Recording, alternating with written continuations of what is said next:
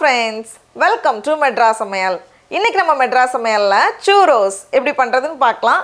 இது வந்து original recipe கிடையாது. அதுல இருந்து கொஞ்சம் மாடிஃபை பண்ணிருக்கேன் நம்ம ஊர் டேஸ்ட்க்கு. ஃபர்ஸ்ட் வந்து அந்த மாவு தயார் பண்ணிரலாம். அதுக்கு நான் இன்னைக்கு வந்து 1 கப் தண்ணி எடுத்துர்க்கேன். இது வந்து 250 ml. இத வந்து ஒரு சாஸ் panல ஃபர்ஸ்ட் நம்ம மாத்திரலாம். 1 கப் தண்ணி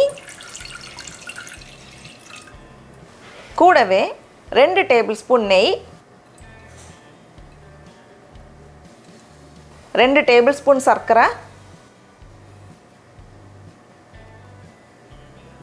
அப்புறமா 1/4 டீஸ்பூன் உப்பு எல்லாத்தையும் சேர்த்துட்டு இந்த தண்ணி வந்து கொதிக்கட்டும்.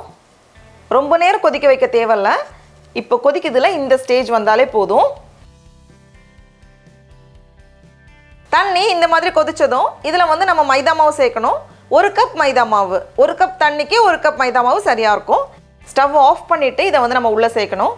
1 கப் மைதா மாவு இது வந்து 125 கிராம். சேர்த்ததுமே நம்ம வந்து கலந்து விட்டுட்டே இருக்கணும். கொஞ்சம் கட்டி தட்டின மாதிரி தான் இருக்கும். ஆனா வந்து நம்ம மிக்ஸ் பண்ண சரியா வரும். அதனால கட்டி தட்டினா பயப்படாதீங்க. நம்ம கலந்து விட்டுட்டே இருக்கலாம்.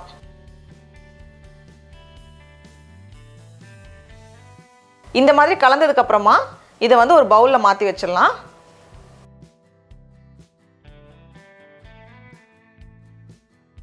லைட்டா கை வைக்கிற சூடு வந்ததும் இன்னும் ஒரு நிமிஷம் போல நம்ம நல்லா பிசைஞ்சு வச்சிரலாம். அப்ப நல்லா அழகா ஸ்மூத்தா வரும்.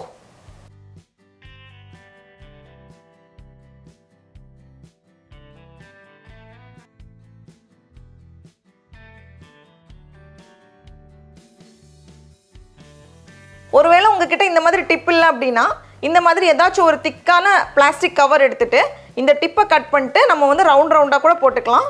இது வந்து கொஞ்சம் ஹார்டா இருக்கணும். இல்லனா வந்து கிழிஞ்சிரும். அதனால நல்ல திக்கான கவரா எடுத்துக்கோங்க. உள்ள வச்சிருக்கேன். இப்போ வந்து எண்ணெயும் சூடா இருக்கு. நம்ம ஒண்ணொண்ணா போட்டு பொரிச்சு எடுத்துடலாம். மேலே இருந்துட்டு இப்படி நம்ம அழுத்திட்டோம் அப்படினா அழகா வந்துரும். கொஞ்சம் டைட்டா தான் இருக்கும் பிரஸ் பண்றதுக்கு. ஒருவேளை எண்ணெய்க்கு மேலே டைரக்டா போட கொஞ்சம் பயமா இருந்துச்சு அப்படினா ஃபர்ஸ்டே நம்ம கட் பண்ணி வச்சிட்டு கூட எண்ணெயில எடுத்து போட்டுக்கலாம். அழகா பொரிஞ்சி நல்லா அந்த கோல்டன் கலர்ல வரும்.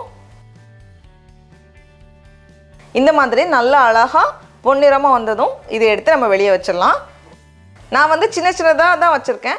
உங்களுக்கு வேணும்னா நம்ம பெருசா கூட இந்த மாதிரி பண்ணிக்கலாம். எதுனாலும் நம்மளோட விருப்பம் தான். எல்லாமே பொரிஞ்சி ரொம்ப அழகா வந்திருக்கு.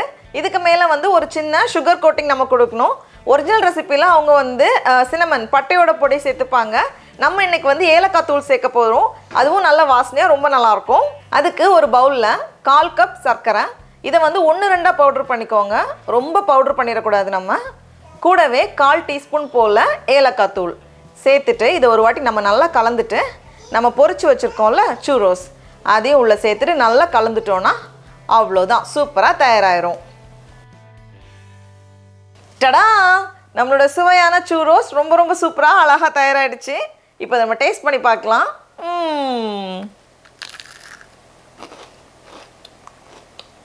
ரொம்ப சூப்பரா இருக்கு. நீங்களும் கண்டிப்பா இந்த ரெசிபியை வீட்ல செஞ்சு பாருங்க. உங்களுக்கு இந்த வீடியோ பிடிச்சிருந்துச்சுனா மெட்ராஸ் சமையலுக்கு சப்ஸ்கிரைப் பண்ணுங்க. அனைவருக்கும் இனிய கிறிஸ்மஸ் நல்வாழ்த்துக்கள். நாவின் சுவை அரும்புகள் மலரட்டும்.